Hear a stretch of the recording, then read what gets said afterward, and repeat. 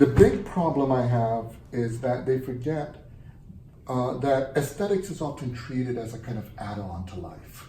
You know, like you get your food, now that you got your nutrients. And then you have a break for like going out and play in the background and 5 minutes of beauty. Well, we all know this, that you take the aesthetic elements of life out of the human world and we die.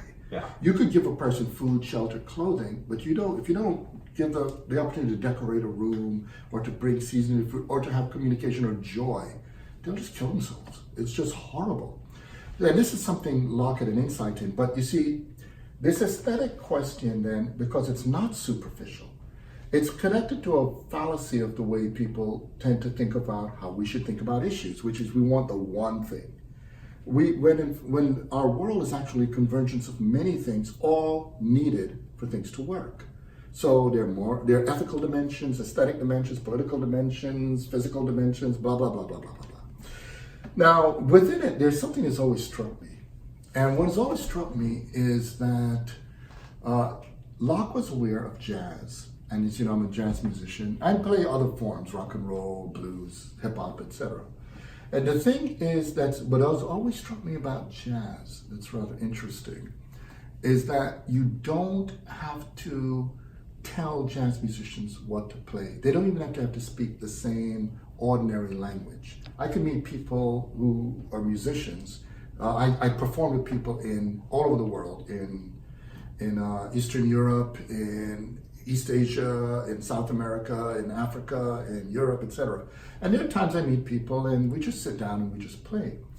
Now, one of the things that's striking is two things I want to bring up. One is, this is a more tuned piano, but I gave a talk the other day. It was great because it had an out of tune piano. Mm-hmm. And what I explained to the audience is that you can make music with an out of tune piano.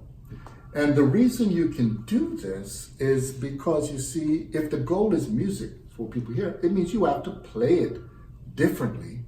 And not just that, it's not just trying to get it to conform, but you have to bring out the strengths of what is out of tune. Mm-hmm. And the metaphor there, of course, is that just because you're out of tune doesn't mean you can't make music.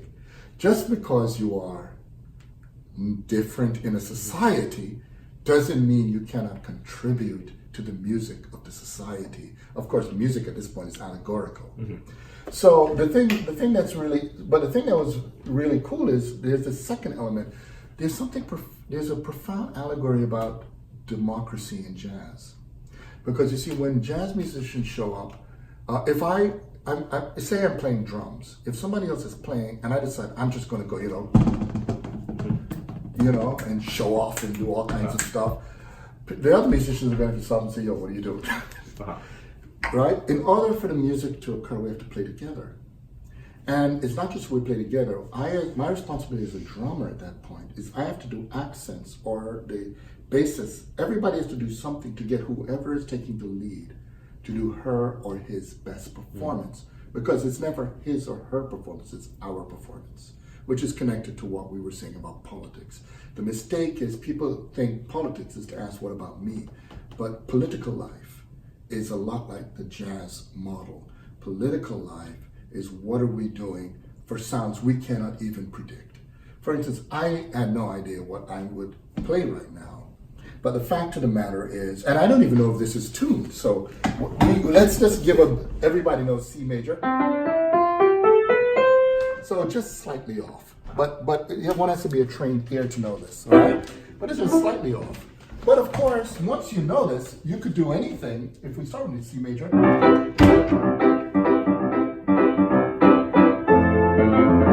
Right? So that's just a basic thing. But of course, you could do the familiar, which is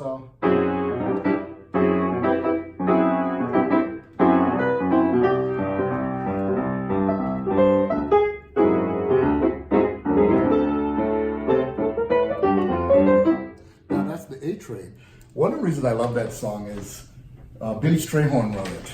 And Billy Strayhorn was just a gifted young musician. A lot of people know he was openly gay. He had a lifetime lover. Duke Ellington heard a lot about Billy Strayhorn and asked him to come up for an audition to see if he write with him. He said, "How do you get there?" He said, you take the A train. You take the quickest way to Sugar Hill in Harlem." He showed up on his way and he wrote A Train. A lot of people know it's Billy Strayhorn's song. It's not right, and it's literally "You must take the A train." That's the lyrics to get to Sugar Hill. Right, of course, yeah. And then and he does it. But here's the cool thing: you could play the song "Take the A Train" as a waltz.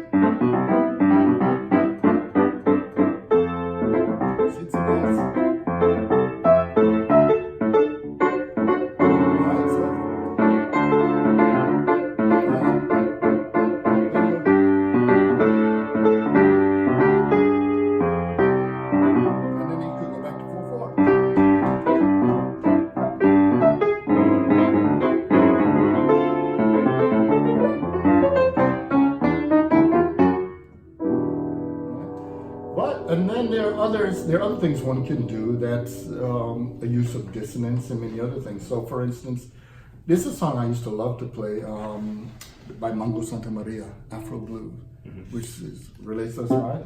And what's interesting, you could play it in 6/8 or you could play it in a 3/4 meter.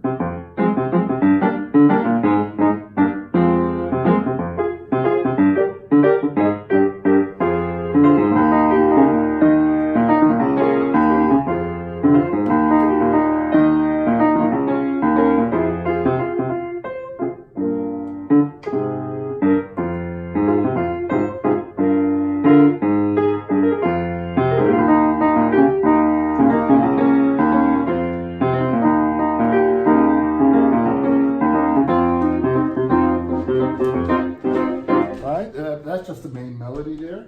But there are lots of other things. But since the piano sounds a little interesting, I just have to give a shout out to the beloved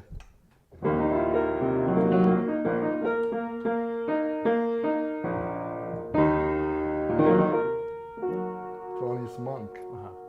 Right? Thelonious Monk. So.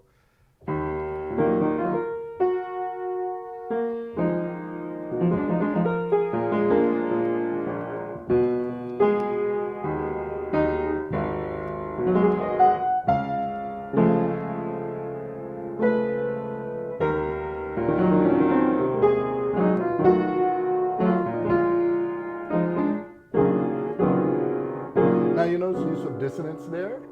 That's to bring out the fact of different voices. So it's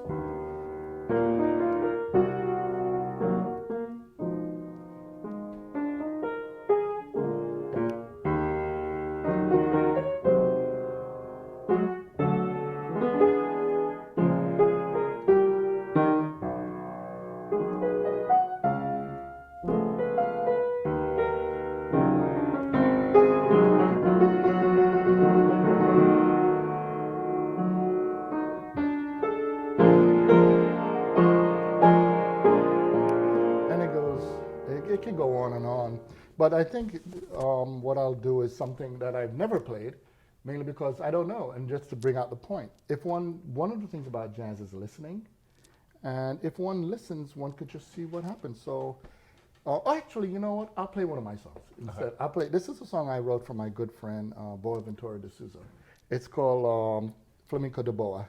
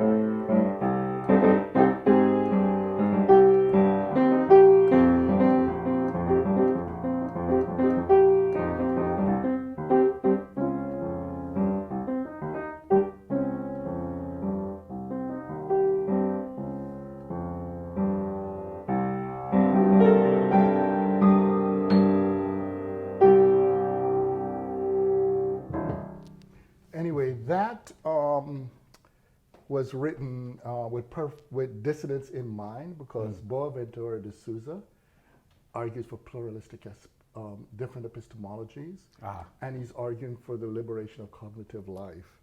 And so I purposely put in dissonance to... Again, back to our discussion of structures. Right. And the other thing is, because he is in Portugal and he does a lot of work in terms of Africa and is aware of the history of the Afro-Islamic populations, I put in the harmonic minor, right? Right? And so that gives a hint of that. And the flamenco, of course, is because of Iberia. Yeah.